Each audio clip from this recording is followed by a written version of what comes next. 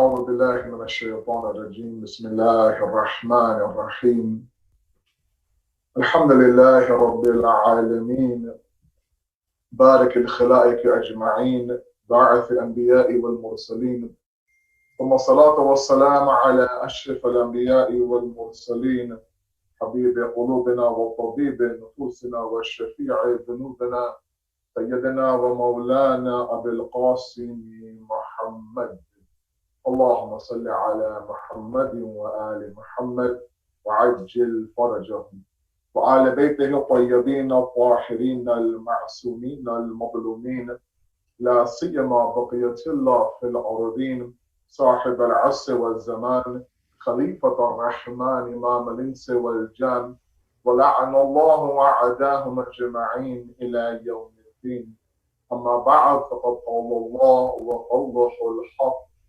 بسم الله الرحمن الرحيم ولا تكونوا كالذين نسوا الله فأنساهم أنفسهم أولئك هم الفاسقون صدق الله العلي العظيم اللهم صل على محمد وآل محمد وعجل فرجهم. A view from within, an analysis of the self has been our ongoing topic. Tonight is lecture number 12. Alhamdulillah, we have reached those nights now in our discussion where we are talking about the Dahliya process. Remember now, the overall topic we've been talking now for almost 2 weeks has been revolving around the idea and the concept of knowing yourself, knowledge of the self. An akhlaqi discussion, a discussion on internal ethics inside of us. We talked about the idea about the I-ness and who I am and what me is, and that, that unifying dimension of our existence that has been with us since day number one and now has carried with us up until now. That dimension of our existence that will move forward beyond this life when our physical body will be buried into the ground. And so we reached this process now where if we want to now build this self, define this self, strengthen this self, then we need to understand all about this self in its reality. And the process then led us to takhliya and tahliya, if you remember. Takhliya is the process of now, if we want growth, we want elevation, we want a revolution, we have to identify the barriers that blocks that revolution and then remove them one by one. We talked about everything from the idea of the ego and the love of the world and this negative pessimism inside of us. And then for the past 2 nights now, we've been talking about the Dahliya process, which is that process of now planting those seeds of change inside of us. Where now those barriers are removed, what is left, of course, is the ground now ready to grow on. Yesterday, we had this discussion on the concept of forgiveness. We talked about taqwa. We talked about being individuals who are forgiving in general. And yesterday we talked about something called khushu and tranquility. To be tranquil, to be calm, to be serene in the outside of our life and the inside world as well. Today, I want to speak a little bit about the idea of tawakkul and yaqeen. Reliance and certainty. They go hand in hand. But we don't rely on things unless we're certain that they have the strength to carry that reliance. Right? We're not individuals who are going to place our entire dependence on something or somebody if I'm not certain that they're able to deliver on their promises. So these things are interrelated. Now this topic of tawakkul, certainty, yaqeen, it's such a massive topic. Like these all are really. In half an hour, quick reminder for myself and for all of you, especially in this time this time of the unknown. We really have no clue what's going to happen tomorrow, next week, what the new normal will look like. We don't know, and so there is a lot of questions, anxiety, a little bit of the unknown. That unknown causes fear, and so we're asked to rely on God, rely on God. And sometimes we think that reliance is void of the intellect. And I've mentioned this point several times, especially in the beginning of when this pandemic hit. A lot of questions about closing our centers and closing our masajid Is this right? And what about God? And what is God and all this? And I did my best personally to tackle those issues across the various webinars and programs that I had with Mahdi itself and with other centers as well. I don't want to go down that road. What I do want to touch upon in the beginning, and then I'll get to two stories in the Quran to really kind of further my point, is the idea of the fact that sometimes we think that certainty is a mindset that can only be achieved through the intellect. And sometimes we use that as a cop-out. But I'm not going to do this action unless I'm 100% certain. And then we kind of rely on the idea, well, I don't want to be hypocritical, I don't want to, be somebody who does it, but only half of me is into it, right? The other half isn't really into it. And so I don't want to be, somebody who just kind of goes through the motions like other people do. I want to really be sure I'm jiddi and serious about it. Until then, I'm not going to do it. Because to me, that's a hypocrisy. So we won't pray namaz until I'm quite certain, absolutely, that namaz is the avenue of salvation. I don't want to be those who go through the motion. I'm a true believer of him. And so we use our kufr and disbelief, and we use our disgusting actions to actually convince ourselves that I'm not a hypocrite.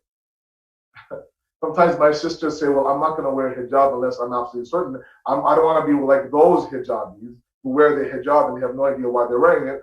That to me is, again, it's nifaq, right? They're a munafiq, they're a hypocrite. I want to be certain. Until I'm certain, I'm not going to wear it.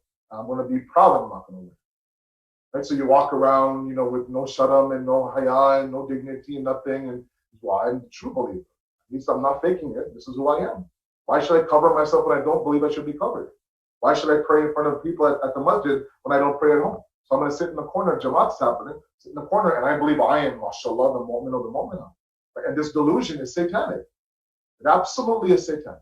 Because the reality is that certainty and yaqeen sometimes is achieved by repeating those very actions that we are in doubt of. Sometimes certainty and yaqeen is going through the motion. And then Allah opens up those doors.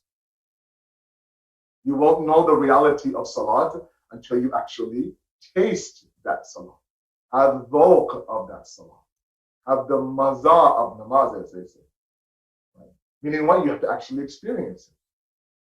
It's like that doctor that tells you, look, this is what's going to happen, that's what's going to happen, this is what's going to happen. But until you actually go through it, no words will ever make sense to you. I remember, in preparing for Hajj, my very first Hajj a few years back, it was, obviously I read the ahkam and the fiqh and the hawza, went through a seminar here locally in Toronto, went through different books that the group has given me, and it just, it all seemed so daunting to me. So many different rules. And you being an ihram itself, a muhrim itself, has so many different rules to it. And everyone kept telling me, look, you'll be fine once you get there. Once you start to experience it, then everything will start to make sense to you.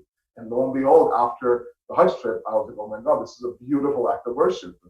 And everything that I read now, after I went through it, all made sense to me, not before. And it boils down to a little bit of what the Western society is feeding our youth. It's all about how you feel, man. It's all about how you feel, bro. You don't feel up to it, just leave it. If it feels good, do it. Doesn't feel good, leave it. You do you, man. If it doesn't feel right, it's okay.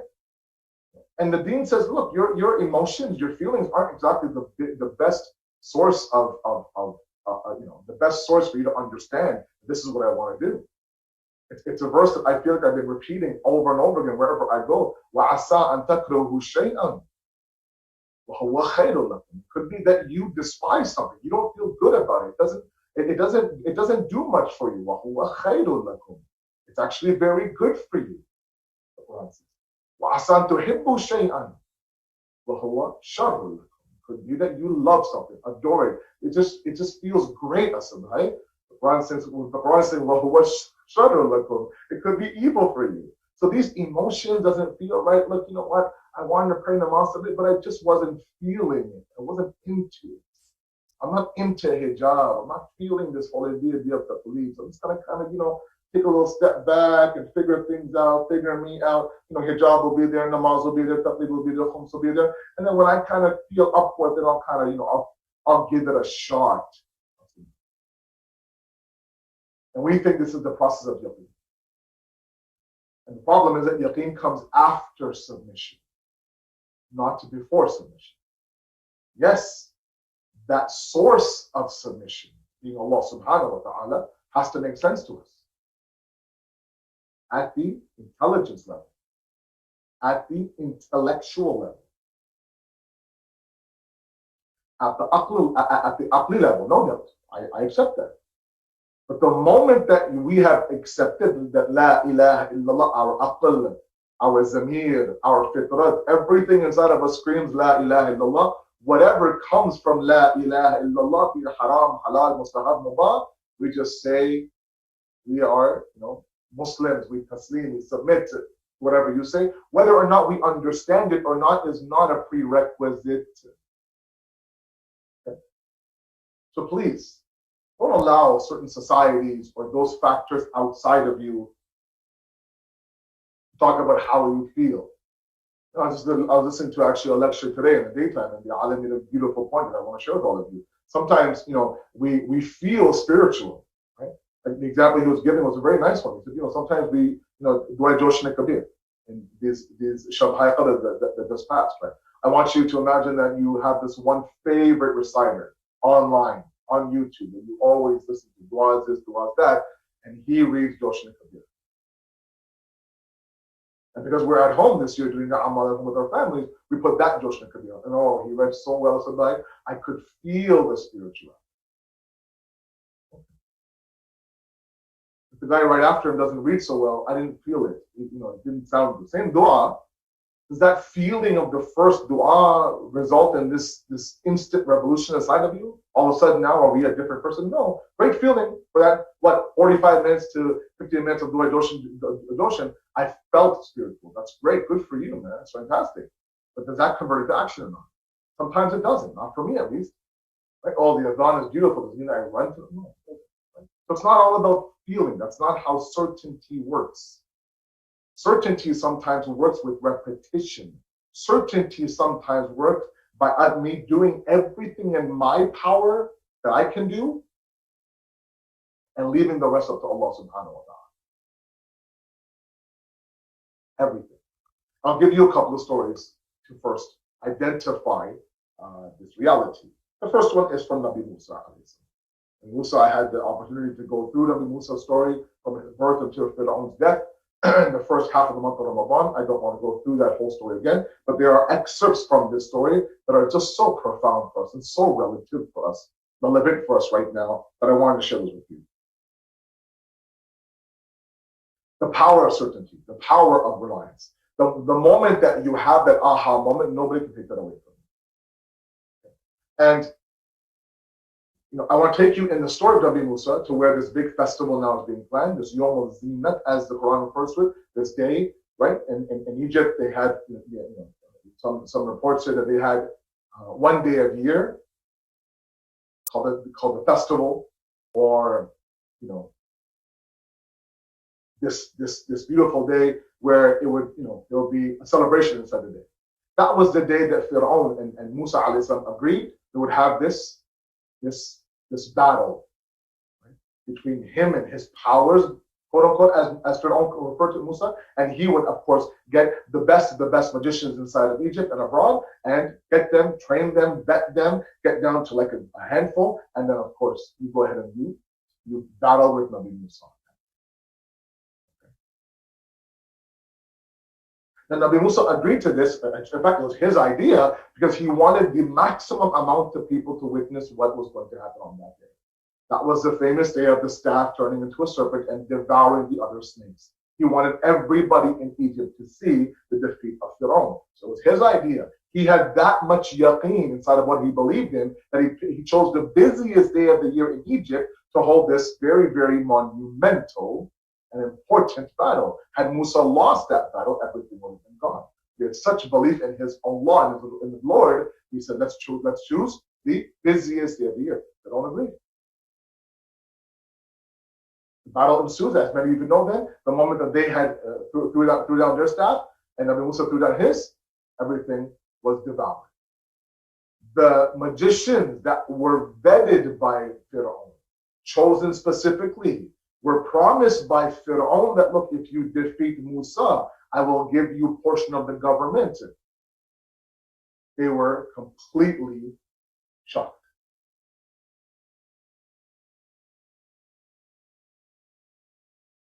They're completely shocked.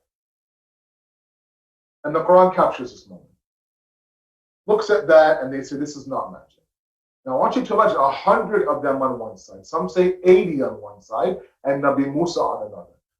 They threw out all of their sticks and they all turned into snakes, all of them. So there's 100 snakes now going, moving about. Nabi Musa's one serpent devours 100 of their snakes. That's a sight to see.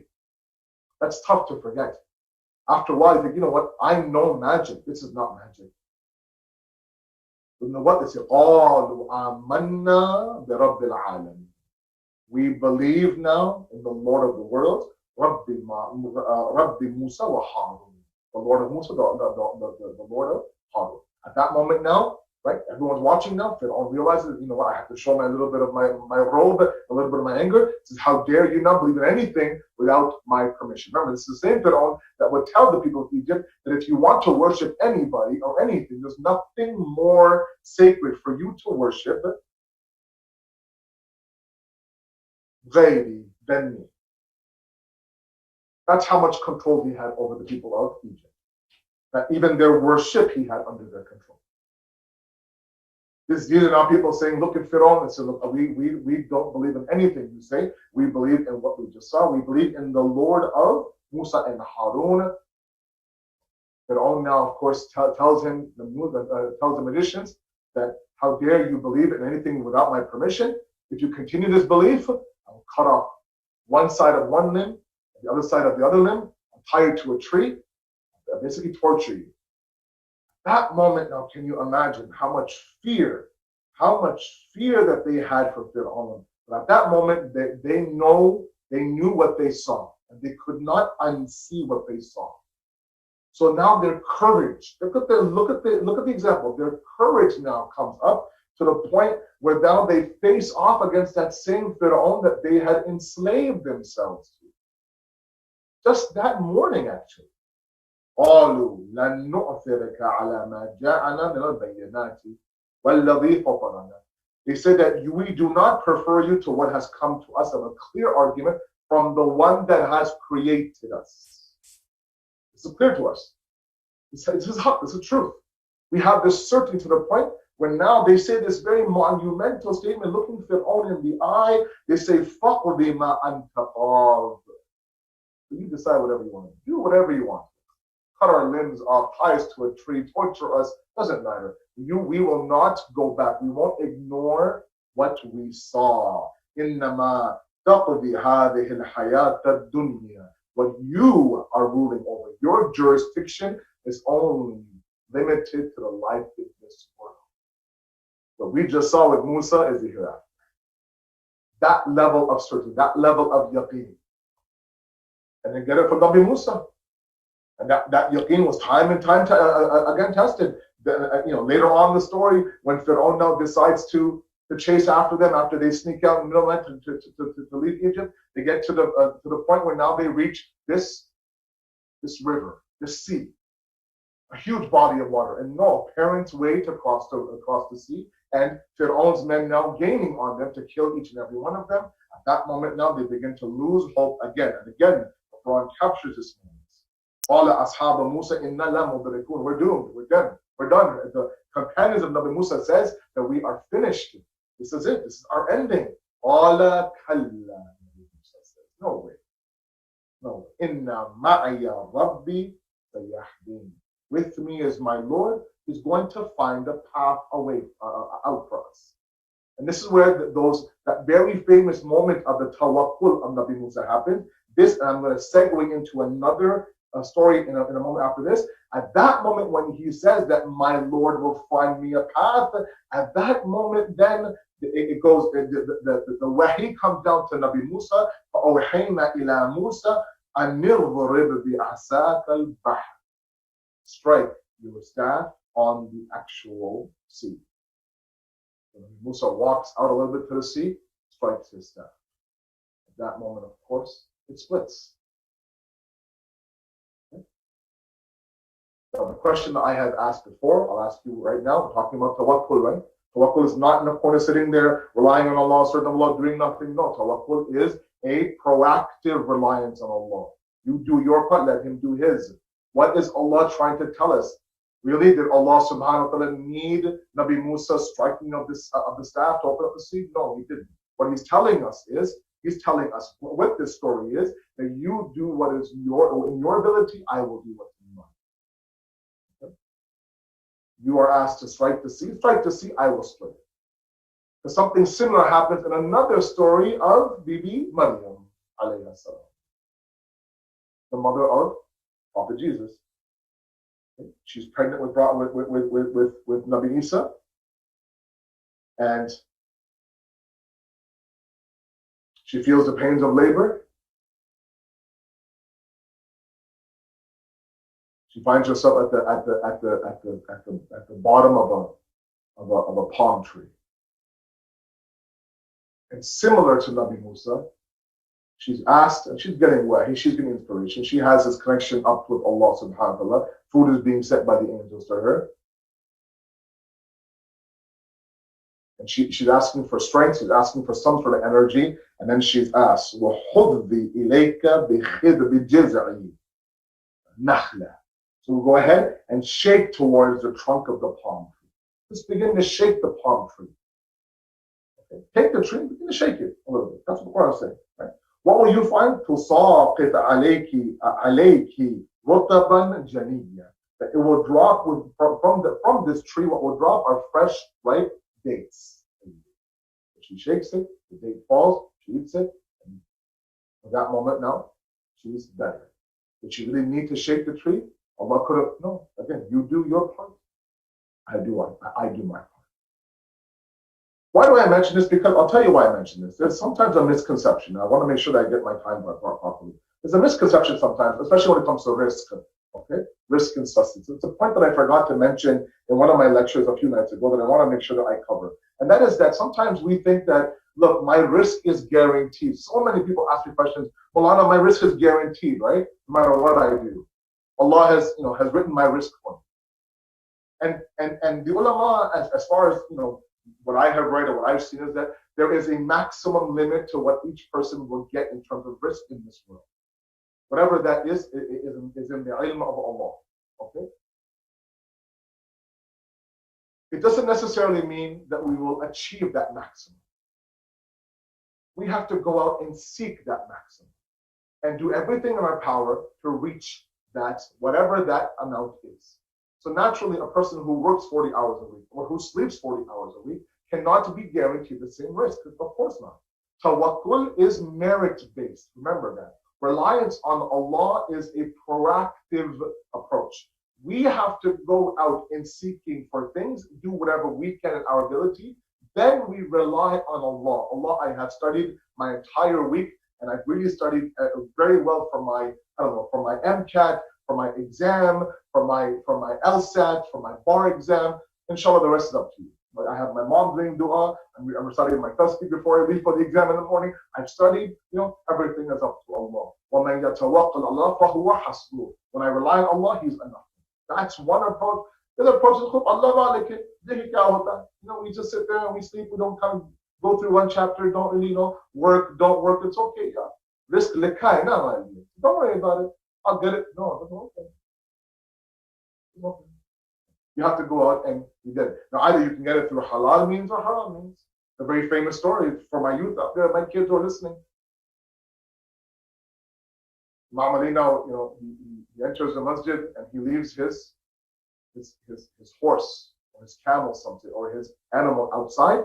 He asks somebody, can you look after this animal for me? I'm just going to go outside, pray salat, and come back outside. Okay. Imam Ali goes inside the masjid. This individual takes off the saddle or the hide of the animal and he leaves. He steals it. Now, Imam Ali had the niyat that I'm going to go outside. I have these 2 dirhams in my hand. I'm going to give him this as a thank you, as a reward for looking after my animal. He sees that the hide of the animal is gone, or the saddle is gone. He asks one of his friends, can you go take these 2 dirhams, go to the market and buy a saddle from him? He goes, and one guy is selling a used saddle. How much? It's 2 dirhams. He buys it, brings it back to Imam Ali. It's his own saddle. This guy got his 2 dirhams, right? It's either through haram means by stealing somebody, or it could have been at the desti Amir al-Mu'mineen, as they say, with the hands of Amir al-Mu'mineen. Risk is risk. But the important thing is that we have to go through it in the halal way. And go through it in terms of us attaining it properly. Okay. And when we do it the halal way, the proper way, with mehnat, with zahmat, with struggle, with working hard, especially my youth out there, working very hard, the men out there, the boys out there that want to be husbands one day, you have to build a work ethic to be able to lead your family one day, right? Not only financially, but in every other aspect. That requires you to be somebody who is fa'al, who's a man of action. And then after you've done everything in your power, then yes, tawakkul ala Allah, we rely on Allah subhanahu wa ta'ala, absolutely. And built in that reliance is yaqeen. The more we rely and the more things end up coming our way, the more certain we are. And that's why it's vital. It's vital that we understand part of the process of growing the self is to rely on Allah subhanahu wa ta'ala. It's ultimately our purpose in this life, is to find Allah in everything. We are now just a few days away from the month of Ramadan, and I humbly ask you and I ask myself, let's make sure that we end off this month of Ramadan the same way that we started off. So a lot of us are already in Eid mode. We're already planning our Eid. This year will be a drive-by Eid, and let's see what happens. And that same passion we had the first 2-3 days of the month of Ramadan. Let's go dua to God together and make sure we read this dua and this and that. Now it's just kind of getting through the motions. We're barely waking up for Sari. We're just getting up at the Adhan of Fajr quickly. Pani pio, khajur khao, and then read namaz. And then we kind of, and that passion, because we're near the end. Yeah, I get it. We're tired. We're drained. We're physically tired. We're spiritually drained. We're mentally tired. Our body now, of course, is getting tired. The fasts are getting longer. We have to now make sure we leave this month of Ramadan on the same level of yaqeen and certainty that we had when we first entered the month of Ramadan. And if we don't have that, then this society will take everything away from us. These magicians who saw what they saw, they were sitting there being threatened by the tyrant of their time. He said, you do whatever you want to us. You can kill us. You cannot make us unsee what we saw. They can do whatever they want in this society, to my youth out there, but they can't take away your yaqeen and your faith and your belief. They can't make you they can't make you a non-Shia. They can't take that love of Amir al-Mu'mineen away from your heart. They can't take the fadail of the Ahlul Bayt away, or the gham of Ali Muhammad away from you. No, they can't. Okay? What you can instead is use that now to warn them off,